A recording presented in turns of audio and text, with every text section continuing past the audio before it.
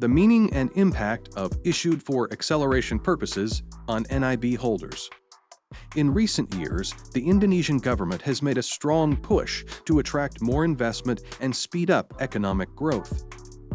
One of its main strategies has been to simplify and modernize the business licensing process, making it faster, easier, and more transparent for both local and foreign investors. A major milestone in this effort is the introduction of Online Single Submission or OSS system, which allows businesses to register and apply for permits in one integrated platform. Instead of navigating layers of bureaucracy, business owners can now obtain their Nomor Induk Berusaha or NIB, or business identification number through a single centralized system. The Nomor Induk Berusaha or NIB or business identification number serves as a unique registration number for every business entity operating in Indonesia.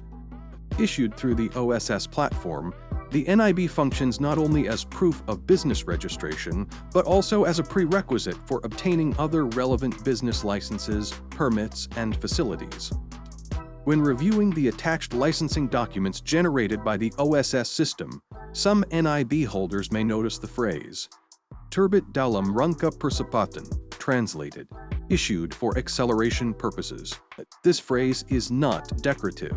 It has a clear legal basis, as stipulated under Article 49, Paragraph 1 of the Indonesia Investment Coordinating Board Regulation Nomor 4 of 2021 on Guidelines and Procedures for Risk-Based Business Licensing and Investment Facilities, BKPM Regulation 4 of 2021. Under this rule, acceleration applies to high-risk business activities that meet one of the following criteria. The business is located in a Special Economic Zone or KEK, Free Trade Zone and Free Port Area or KPBB, or an industrial estate, or the business is part of a national strategic project. The purpose of this rule is to let certain high-impact businesses start preparatory activities earlier, such as land acquisition, construction, and operational planning without waiting for the full licensing process to finish. This early start is especially important for large-scale or time-sensitive projects where delays can mean missed opportunities. By allowing accelerated issuance, the government helps investors mobilize faster, create jobs sooner, and generate economic momentum while the rest of the paperwork is being completed. While acceleration allows early start of preparatory work, it is not a waiver from the obligation to obtain complete business licensing.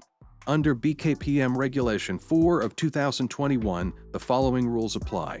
The business owner must secure all required licenses no later than 90 days before the commencement of operation or production. The OSS system will send automated notifications and reminders starting 180 days before the projected operation production date entered during the initial registration.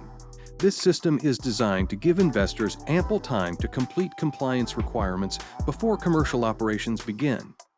Failure to obtain the necessary licenses within the given time frame may result in the revocation of NIB as regulated under Article 46, Paragraph 4 of BKPM Regulation 4 of 2021. NIB revocation is a serious administrative sanction. Without a valid NIB, the company cannot legally operate. This could stop projects midway, disrupt existing contracts, and hurt business credibility with regulators, investors, and business partners. Hence, the phrase, issued for acceleration purposes, is given both as privilege and a responsibility. The issued for acceleration purposes note in an Indonesian NIB is a powerful tool for investors engaged in high-risk, strategic, or specially located projects.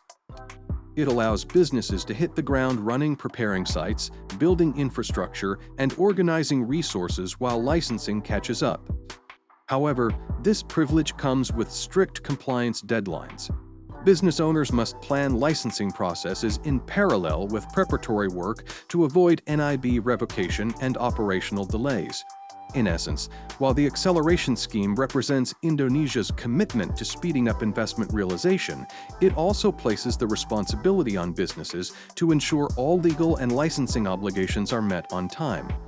If you, a prospective client, have further inquiries about the topic discussed above, Schinder Law Firm is one of many corporate law firms in Indonesia that has handled numerous similar matters, with many experienced and professional corporate and civil lawyers in its arsenal, making it one of the top consulting firms in Indonesia.